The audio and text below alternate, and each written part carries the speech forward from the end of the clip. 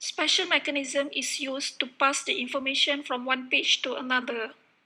The mechanism is known as a session. Session stores client data across multiple requests or pages. A session can be defined as a series of interactions between a client and the web server over a period of time. Tracking these requests and interactions are known as session tracking.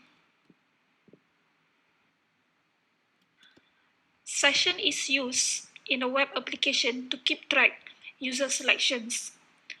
These are some examples where session is used.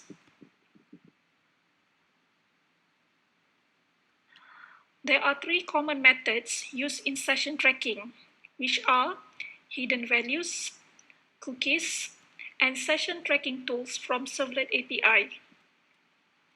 Hidden values is the one of the field in HTML that we have seen in the previous lesson. This lesson is focusing on cookies and session tracking tools from Servlet API.